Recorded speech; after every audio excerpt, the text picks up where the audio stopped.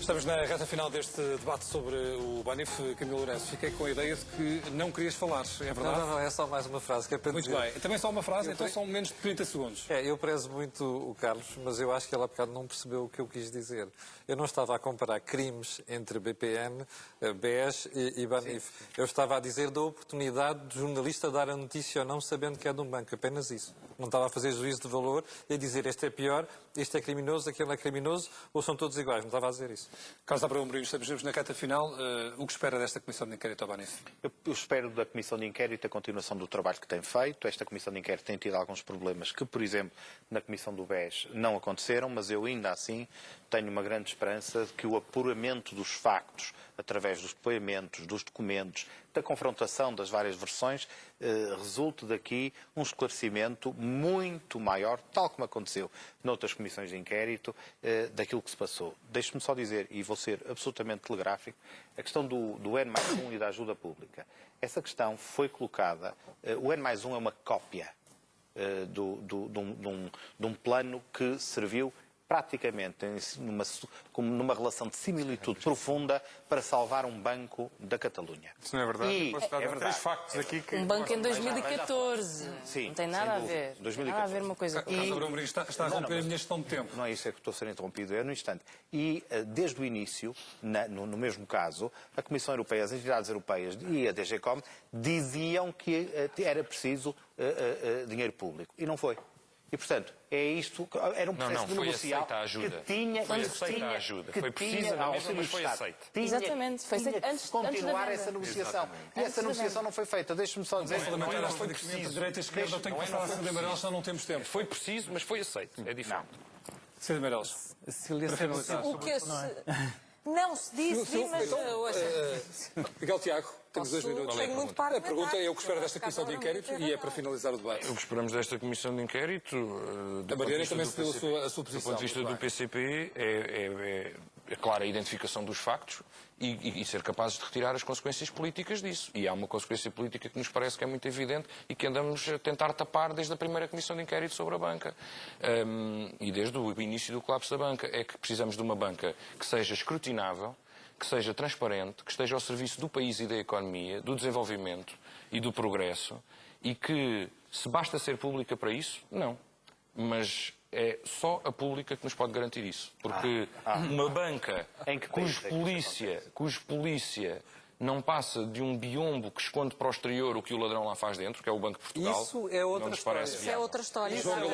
Isso é outro debate. João Galamba, para finalizar. Eu espero desta Comissão o que eu espero de todas, que é o apuramento da verdade e dos factos. Este ponto desta questão é preciso perceber que o Estado, do ponto de vista do Partido Socialista, estes são os factos que até agora são relevantes. O Estado meteu 1.100 milhões de euros num banco inviável e o Governador do Banco de Portugal foi negligente e, na nossa opinião, teve uma falha grave no parecer que deu ao Governo. Não abandonado isso ao Governo. Não, sabe, é que o Banco de Portugal tem várias intervenções. De estratégia. Hoje falámos do parecer de 2012, não sabia? Não, mas falaram com o Governador. E, portanto, deu um parecer alegadamente fundamentado num estudo que não era fundamentado no estudo e, portanto, comprometeu o Estado português, que aceitou o parecer, a meter 1.100 milhões de euros num banco inviável. E, portanto, a ajuda do Estado seria, inevitavelmente, mais cedo ou mais tarde, ilegal por esta razão. Não é possível meter dinheiro num banco inviável. E como o banco era inviável, a ajuda seria declarada ilegal. Segundo ponto, o Governo percebeu que tinha feito asneira. Logo em 2013, quando o próprio António Varela disse que o banco não era viável, que o plano de recapitalização já era difícil, tornou-se viável. E então o que é que o Governo fez? Como em 2013 percebeu que tinha que assumir perante os portugueses, tinha cometido um erro e tinha que assumir perdas nos bancos, primeiro não era conveniente fazê-lo por causa da saída limpa. E isso é confirmado pela Carta da Comissão Europeia, que diz até fomos tolerantes com vocês por causa da saída limpa. Mas agora já... E depois, por razões puramente eleitorais, foi empurrando o problema com a barriga. Não há uma carta, nem da Ministra das Finanças para a Comissão Europeia, nem da Ministra das Finanças para a administração do banco, a dar orientações para fazer alguma coisa. São tudo meras transmissão de informação. Informa a Comissão Europeia o que é que está a acontecer o Banif, informa ao Banco de Portugal ao Banif. E as reuniões? Não faz nada, não propõe nada. Quando surge uma proposta em maio, inventa a desculpa esfarrapada de que não pode fazer nada naquela altura, quando o PSD diz que o PS podia ter feito tudo em 2 ou 3 dias, já podia ter aceito as propostas todas. Portanto, parece-me que descobre aqui negligência grave do Banco de Portugal e irresponsabilidade grave do Banco de Portugal, negligência por razões político-eleitorais do Governo durante 3 anos, que não fez nada, porque não podia assumir aos portugueses que tinha metido dinheiro num banco que iria implicar perdas para os contribuintes, e quem acabou por pagar por todo este acumular de decisões e de responsabilidades, infelizmente, foram os portugueses. Temos combinado poucos segundos. Eu tenho que dizer uma frase. Uma frase, então é uma frase. É a frase típica do mau jornalismo, que não foi aquilo que aconteceu hoje aqui, mas que se aplica por inteiro àquilo que disse o João Galamba. É que não vamos deixar, João Galamba, que os factos atrapalhem uma linda história. Não foi nada disso, e os factos desmentem tudo o que... Tudo bem. É claro, o ponto de vista de cada lado.